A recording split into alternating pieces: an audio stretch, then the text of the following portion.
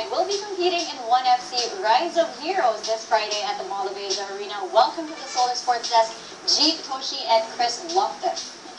Good evening, good evening. All right, so let's start with Chris. I mean, we don't see too many heavyweights here in Asia, you know, that often fighting in MMA events.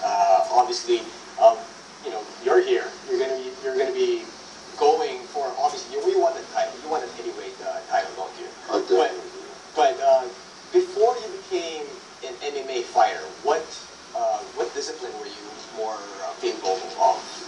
I didn't do any discipline. I just started from the beginning and just worked my way up, learning it all. And I didn't start anywhere. I wasn't any good at sports at school. Just started doing MMA. So you didn't because usually you have somebody who's a kickboxer and he learned how to do jiu-jitsu or something else, but you're a brawler then. People told me that, but I tried working on everything. I mean, I just really wasn't really good at sports, but this one I was pretty good at.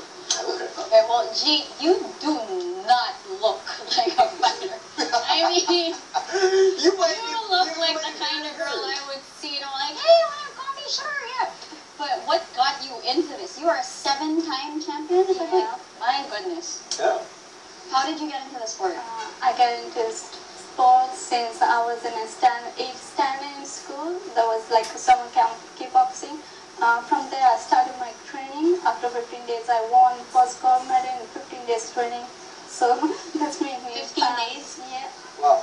So what about, so you're more of a striker, you're more of a kickboxer. Yeah. So what about kickboxing and then eventually MMA was that what drew you into the sport? Yeah, it's kind of difficult on ground. It's not feeling comfort at first time. So I've been training ground also to make my skills better. You're actually challenging a Filipina this Friday, and I mean, Filipinos get really noisy when we try to support our athletes. Are you ready for that crowd? Yeah, I'm ready because I also had a lot of Filipino fans. Yeah. Oh, all right. Well, good. So we're gonna be in for a great fight this coming Friday. Yeah, of course. Chris, what are your thoughts about the whole thing about 1FC? I mean, this is getting bigger and bigger and bigger every time there's a 1FC event. And then here in the Philippines, I think it's one of the bigger ones among where 1FC stops. What are your thoughts on how far can this sport actually go, especially the 1FC? I mean, 1FC is massive and it's nothing like I've ever seen. For me, it's just a new experience, and I don't think there's any limit to where it can go. Honestly, it's got a massive market in Asia, and I just think it's going to keep getting bigger and bigger. When it you were born in, your parents are Russian, I believe, Russian. and then you grew up in Australia? I grew up in Australia. Parents were born in China. Okay. Big story. All right, so you're used to traveling. You're used to seeing different parts of the world. And is this your first time in the Philippines as well? My first time in the Philippines. First time in the Philippines, okay. Well, when it comes to your experience fighting elsewhere, what do you think you'll be facing this Friday here in the Philippines? I mean, he's a tough guy. In Jones extremely tough guy. He's going to be, I'm not sure how it's going to end, but one thing I know is it's going to be a big fight, tough fight. So how much do you know about James before, I guess, accepting the fight? The fight. Well, I don't try looking at my opponents. I just go in there and do what I do. I mean, I know where he's been. I don't know who he's fought. I just stick to my game plan. I mean, that's the best thing for me. Yeah, we see your game plan over here, and that looks like some really intense training, by the way. It's a little intimidating, but take us through your training rituals, also you as well. I mean, I train all the time. I train full time. I work weekends, so I never really have a time off, but coming up to a fight 4 weeks out, I'm probably just increasing my fitness and getting a bit more intense in the sparring. For women though, what's the difference between your training with, of course, when you see guys training, it's pretty crazy. But as a girl in this sport, you're not exactly built the same way they are. So how do you compensate for that? I just try to do more conditioning and like being strong, and I do training with the guys to to put more efforts because girls go like light and I want to be tough. So you fought guys before, and Yeah. And I spar with the guys. you spar with the guys, Yeah. and I'm sure they're afraid of you even when you spar with them. Yeah. But She could probably take you back. I know, I'm not doubting that. I am pretty sure. But what do you think is your greatest strength when it comes to not just kickboxing but MMA in general? Okay, and this is just more about my aggression, my passion, and my determination. Yeah. Okay. Yeah.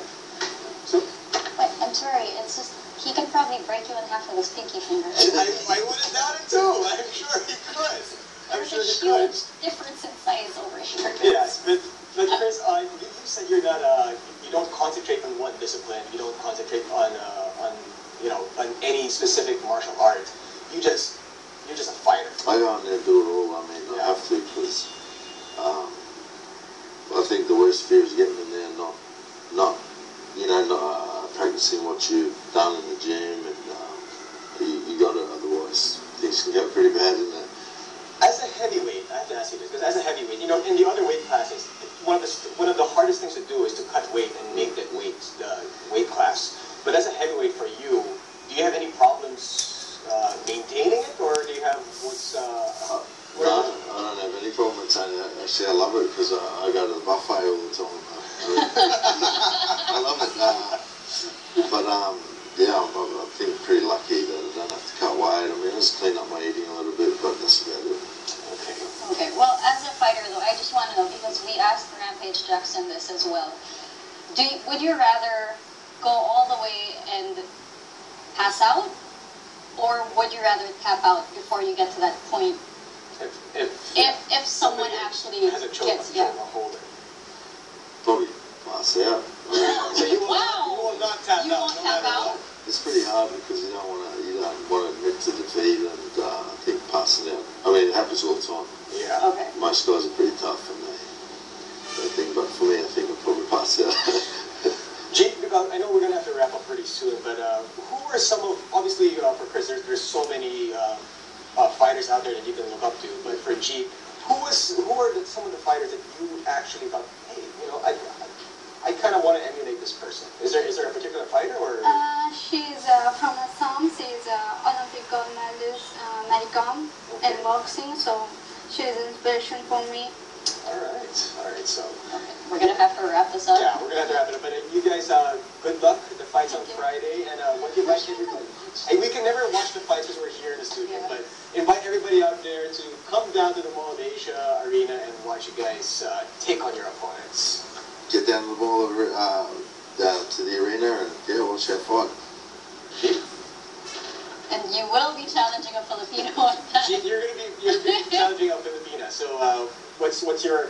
You want to invite them down to watch you and do your kick, maybe win another match. Yeah, I'm grateful to have fight in Manila because I have a lot of fans here, and I'll be looking forward to their support me too. Thank you so much. Thank you very much for dropping by, and looking forward to hearing what happens, because we won't be able to see it in person. Now we return with Daddy's Minion, Nico.